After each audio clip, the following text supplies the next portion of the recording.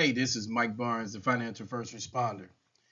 Hey, tonight, what are we talking about? Feast or famine. Have you ever thought about why it's like that?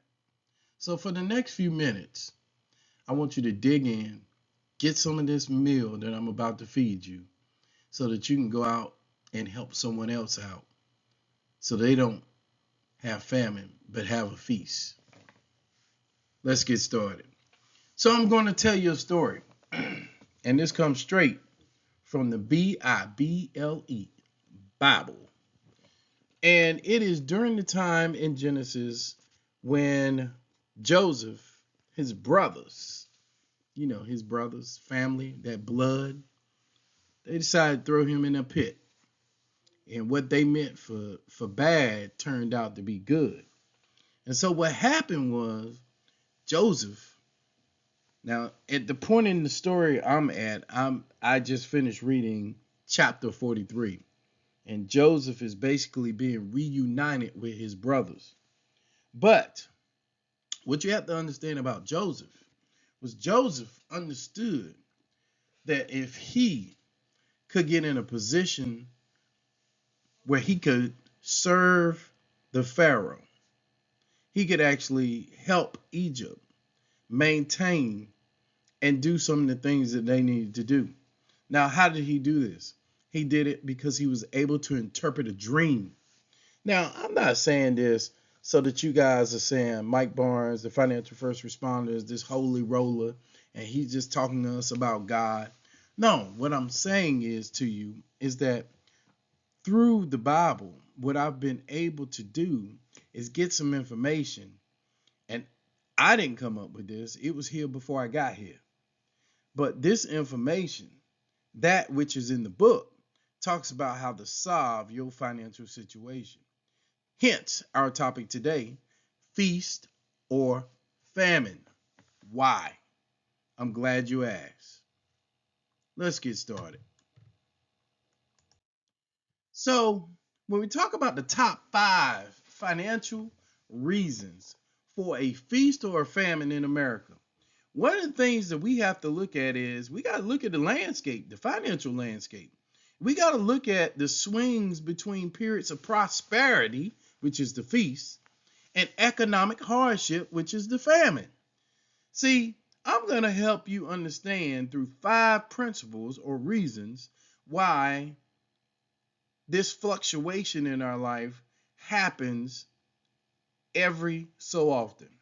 Now, I'm a little older, and I realize that some of you are not going to be able to identify with what I'm about to say, the words that are coming out of my mouth. But I can tell you, I remember a time when at 12 o'clock, the Blue Thunder, which were the Air Force pilots, would fly across the screen, and the American anthem, Star Spangled Banner, would play. And then all of a sudden the TV would go, burp. And what I understood at that point was there was nothing else to be seen on TV. It's time to go to bed. Now, why do I bring that up? When we talk about feast of famine and going back to Joseph, see, Joseph had a dream. And he dreamed that he was going to be in power and that his family was going to bow at his feet. Now, according to his family, Joseph, who was son of Jacob, also known as Israel, actually, and if I'm telling you this story and you don't believe me, go in and read your Bible. It's a powerful tool. Basically, see, Israel or Jacob gave Joseph this tunic. And no one of his 10 brothers, maybe it was 12 brothers, can't remember right now, forgive me, had that tunic except Joseph. Now, Joseph was basically told at a very early age that he was going to be special. Now, some of y'all been told since you were kids or children, excuse me, you're not baby goats, that you were going to be special. And your parents basically souped you up, hyped you up, told you were going to be great. And guess what? Because mom and dad believed in you, just like Jacob believed in Joseph, or Israel believed in Joseph, that became a reality for you. So let's talk about these top 5 financial reasons for a feast or famine in America.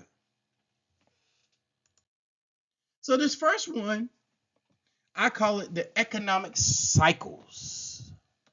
You see, you'll notice on my screen, if you're looking at this online, there's a fingerprint based off of, and everybody's fingerprint is unique. Nobody has the same, even if you're a twin. But you'll notice in my fingerprint, I actually have stuff growing out of the fingerprint. So what does that mean? See, when we're talking about a feast, we're talking about during economic booms, increased consumer confidence, lower unemployment rates, as well as higher spending drive the growth and the prosperity of the economy, people. Now, the reason why I'm talking about feast and famine, because if you read Genesis and you read basically the portion of, or the part of where I'm at, Joseph basically was in charge of Egypt. And the Pharaoh put him in charge because he knew he was of God. And he interpreted his dreams, which was talking about 7 years of plenty and 7 years of bad cycles. We'll use that. Now, so we talk about famine. Now, what's a famine? See, in America, the famine would be an economic recession that leads to higher unemployment, reduced consumer spending, as well as business closures causing widespread financial hardship. Now, as the financial first responder, I think you guys want me to lie to you. You want me to, like I used to tell one of my officers when I was enlisted. Now I'm an officer. Nobody ever tells me this because I'm always transparent and I always listen. But I used to always say, sir, ma'am, you want me to lie? I'll tell you the truth. Because see, as an E6, E5, sergeant, staff sergeant, I ain't really care. If you want my opinion, I'll tell you my opinion. But if you want me to lie to you, I'll lie to you. See, you got some people in your life that'll lie to you. See, a lot of our economy issues that we have is because you've been lied to. So you saying, well, Mike Barnes, financial first responder, what does that mean? I've been lied to. Well, I'll tell you what it means by you've been lied to. You see, a lot of you are on social media and you believe this stuff that has been put out. Now, what do I mean by that? Glad you asked. See, you believe that there's income inequality. Now, what I would say to you, the financial first responder wants to be real, genuine, and to the point. See, I teach a class, and if you're interested, I will tell you and teach you based off of a tree. See, a tree is simple because everybody's seen one. Now, I'm not going to break it down and explain everything to you. If you want to get more information about that, you can subscribe to our financial challenge, 5-day challenge that's coming up later here in June. But let's talk about this feast. Now, see, it's a feast. See, the wealthy people, the individuals and their households often experience sustained financial stability. See, they understand growth and benefiting from their investments and the assets that appreciate over time. See, now you may be looking at my tree and you saying, well, wait a minute. It's green on top and it's bare on the bottom. Yeah, but guess what? You have to start from the bottom and work your way up. I think there was a famous rapper said, started at the bottom, now I'm here. I don't know if that's exactly what he said, but that's what I think he said. Because you got to start at the bottom. See, when we talk about famine, we're talking about that gap, baby. That gap between the higher income and the lower income households, which means the economic downturns or disproportionately affect those with fewer resources, leading to a cycle of poverty and limited upward mobility. Now, why do you think I'm discussing this with you? See, the reason why I'm talking to you about this right now is because nobody else named a financial first responder or a financial advisor or a financial planner or a person in the financial community is talking about you, talking to you and talking about you or talking with you about income inequality. If you want to change some things, you got to change some things. If you get what I'm putting down, say amen. Now, let's go a little further. You see, as the financial first responder, what we also got to talk about is access to financial resources and education. Now, you're looking at this little purse, and this little purse reminds me of when I used to be with my grandmother, and she would pull out her purse, and she'd have dollars and change in there, and she'd give me some money to put in church, or maybe go to the local Piggly Wiggly and buy something, maybe a piece of candy, or go to one of the local grocery stores, a Big Star, or what have you. Now, I'm from the South. So, we had Hardee's and we had different places. I think on the West Coast, they call them Carl's. And the one thing I liked up in Hardee's was that big cookie. That big cookie was so good. As a kid, as a young adult, that big cookie was moist when they make it so hot and gooey, and it was delicious. And a lot of you, see, you part of that feast crew. You understand that access to financial literacy and programs and affordable credit and investment opportunities enable you to build wealth and achieve financial security. But then there's some of you, I know you lived in the projects. Some of you made it out, some of you didn't. Some of you got trapped in that situation. Had that lack of access to financial education. To that you had high interest loans that affected your parents. And you had a whole bunch of predatory lending practices that trapped individuals in debt cycles and prevented you from having wealth accumulation.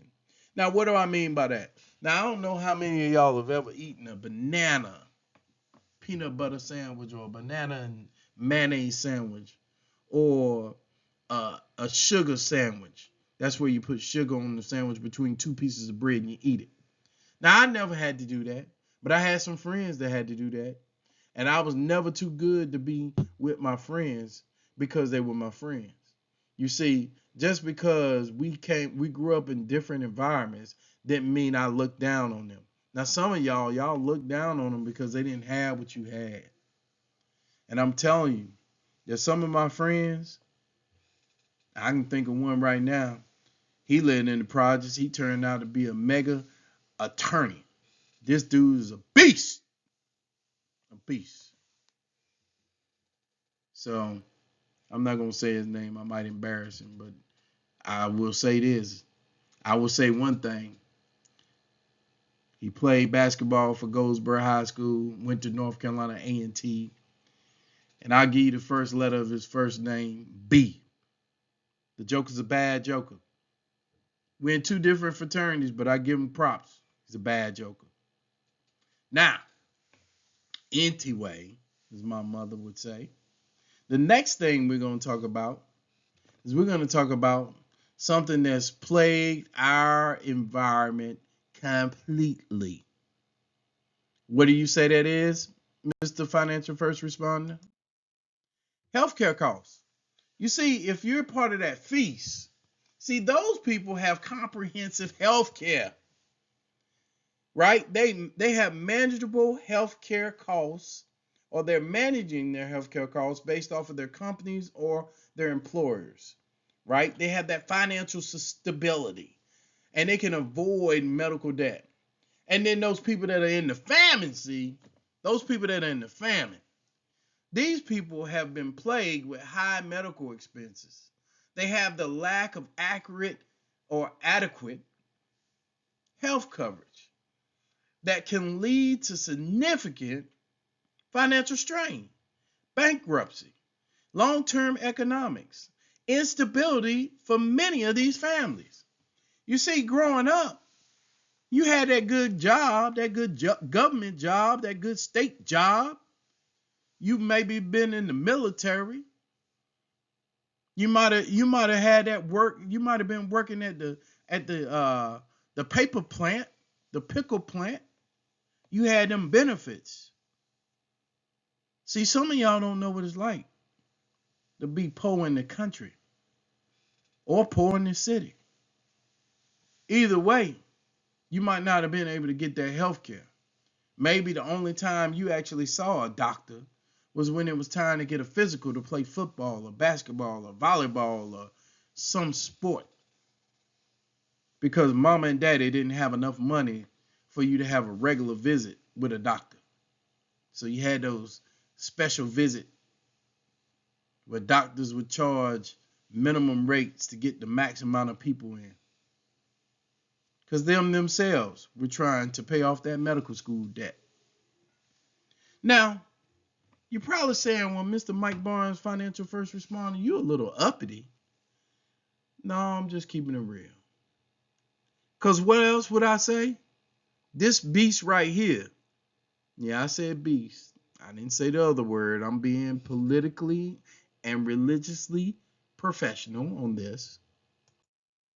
See, government policy and social safety nets have plagued the United States. Now, what do I mean by that? Well, Mr. Financial First Responder, tell me about that feast. See, effective government policies, or ineffective, such as unemployment benefits, Social Security, stimulus packages, can provide a safety net during economic downturns and help stabilize the economy. Now, see, some of y'all would say, well, Mr. Financial First Responder, why the heck are you talking to us about this? I'm just trying to make my way, pay my way, so that I can have a great day. What I would say to you is, you don't want to be a part of that famine. See, that inadequate social safety nets, policies that fail and address the needs of vulnerable populations, especially those of Black and brown and Native American, can exacerbate the financial hardships and prolong economic recoveries for a long time. I used to say this. Well, I still say it. I'm just going to be honest. When America catches a cold, Black people, African American people, people of color, get pneumonia. Now, some of y'all would be like offended by that. Guess what? I don't care. It's true. Now, we've been talking for a good little while, and I hope this information that I've been telling you has been piercing your head, through your ears, and touching your heart. But in summary, you see, everybody wants their piece of bread. Everybody wants a seat at the table. Everybody wants an opportunity. But here's the thing that I understand. It's feast or famine out here, people. And these factors interplay with whether or not you create cycles for financial feast or famine. See, I'm highlighting the importance of comprehensive policy. And I'm talking about you getting some equitable access to your resources. But I'm also talking about being economic or having economic resilience. And what do I mean by that?